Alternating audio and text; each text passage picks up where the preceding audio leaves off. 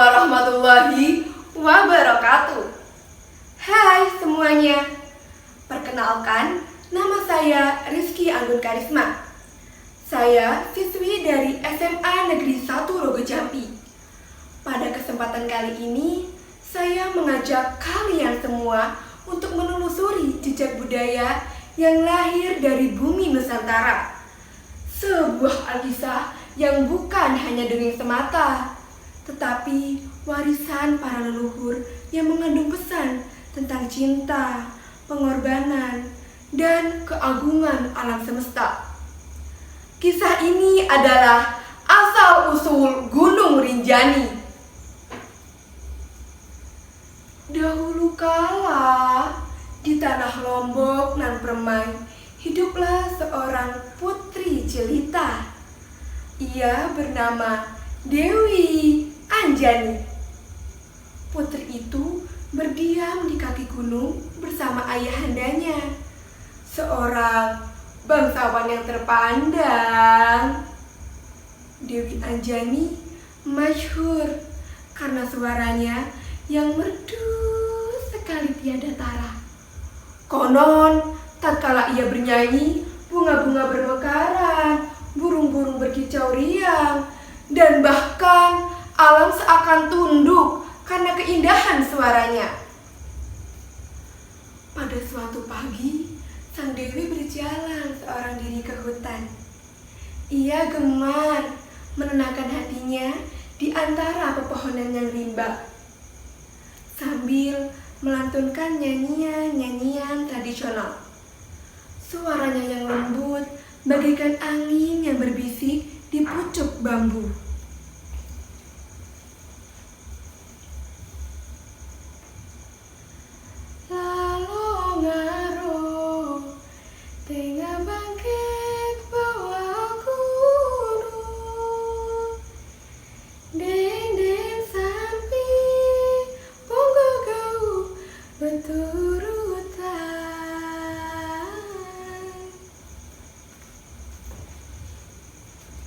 Tiba-tiba, seorang pemuda bernama Raden Inu Kertapati yang kala itu sedang berburu. Ia terpikat mendengar suara merdu yang belum pernah hinggap di telinganya. Raden Inu Kertapati lalu mendekat mencari asal suara itu.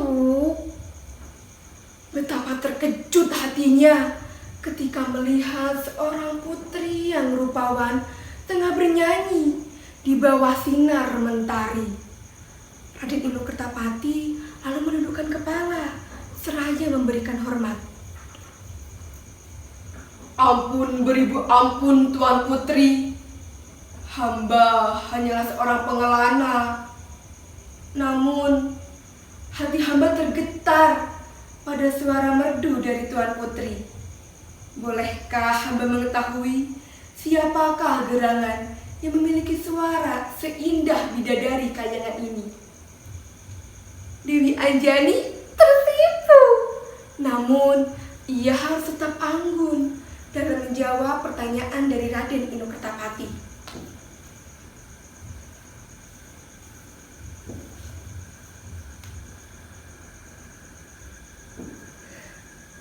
Hamba adalah Dewi Anjani, seorang putri bangsawan di kaki gunung ini.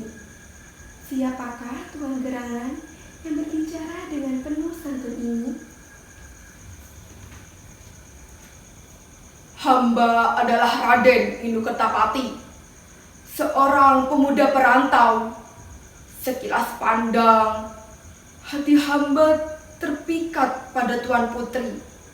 Demi Sang Hyang Widi, hamba ingin mengabdikan diri hamba, mendampingi Tuan Putri sepanjang hidup hamba. Dewi Anjani menundukkan wajah seraya berkata,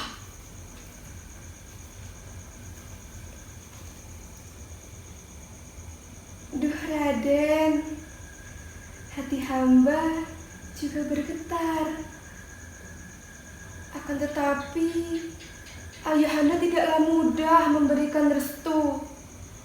Ayahanda hanya ridho bila hamba dipersunting oleh bangsawan sejati. Hari demi hari telah berlalu, cinta mereka kian dalam. Akan tetapi, benar saja, tatkala sang ayahanda mengetahui niat mereka, beliau murka.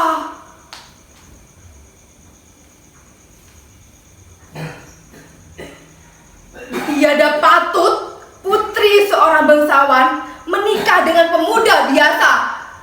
Aku, ayahandamu, tidak merestui. Hancurlah hati Dewi Anjani dan Raden Inu Kertapati. Mereka berdua akhirnya bersepakat untuk pergi meninggalkan desa.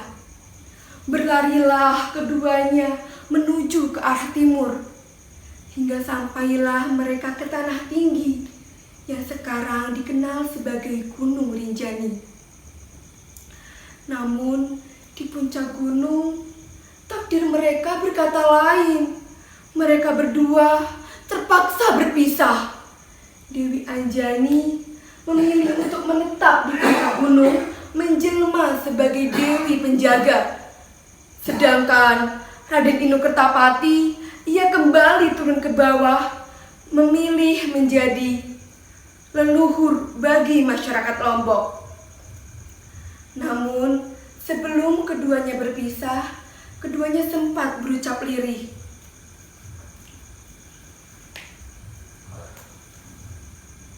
Kekasihku takkan pernah sirna walau jasad kita terpisah.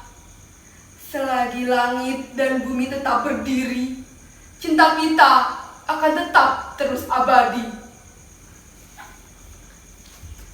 Tangis Dewi Anjani membasahi bumi. Dari air mata itu terciptalah sebuah danau yang jernih, indah, bak cermin langit. Danau itu yang sekarang kita kenal sebagai Danau Segara Anak.